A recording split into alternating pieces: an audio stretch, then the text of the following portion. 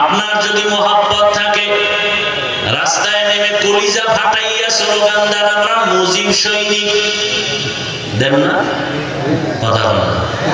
আমি না বলছি আপনি মানেন বা না মানেন, সত্য কথাটা সাপোর্ট করেন যে হ্যাঁ এটা সত্য।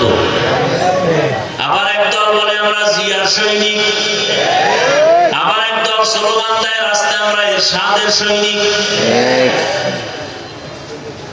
তো মুসলমান হিসাবে কি একবারও স্লোগান দেওয়া দরকার ছিল না আমরা রসুলের সৈনিক?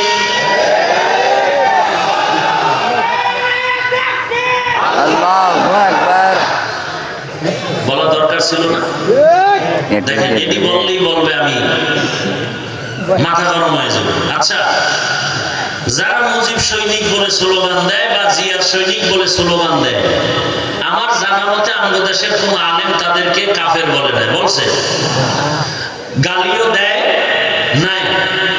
ওই জবাব আপনি দিবেন, আপনি তো আর শিশু না। আপনি মুজিব সৈনিক বললে কি হবে না হবে এ বিষয়ে আপনি ভালো জানেন, আল্লাহর কাছে আপনি এটা ডিসকাস করবেন। জিয়ার সৈনিক বললে কি হবে না হবে আল্লাহর সাথে আপনি বুঝবেন। আমরা যখন আল্লাহু আকবার বলে স্লোগান দেই আর রসুল সেনা বলে চিৎকার দেই, তখন যদি আপনি আঙ্গুল বাঁকা করেন তখন আপনার আঙ্গুলটা ভেঙে দেওয়া উচিত না?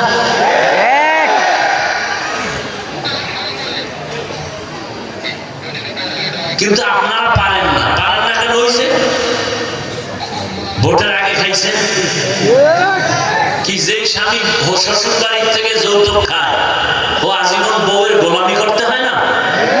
বউয়ের সাথে কি কোনো কথা বলতে পারে?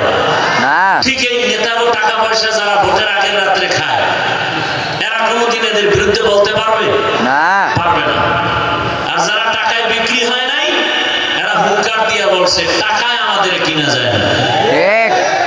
কি হয়েছে? রাস্তা দিয়ে হাঁটে, তোমার লাইনের যুবক আমার লাইনের না, রাস্তা দিয়ে হাঁটে মানুষ এসে টাকা দেয়। যুবকরা সত্য কথাটা স্বীকার করো, তোমরা তো ফেসবুকে ঘুমাও। আমি শুনে শুনে বলতেছি, তোমরা সাক্ষী দাও। কেউ রাস্তা দিয়ে হাঁটে মানুষ এসে কি দেয়? 50,000 টাকার বান্ডিল, ঠিক নেই? তোমরা বলো তো, তোমার ওই যুবক ভাই কি কোনোদিন লাইভে এসে বলছে আমাকে টাকা দাও? অ্যাকাউন্ট চেক করছে ওর মরণের পরে, কোটি কোটি টাকা মানুষ এমনি পাঠাইছে অ্যাকাউন্টে।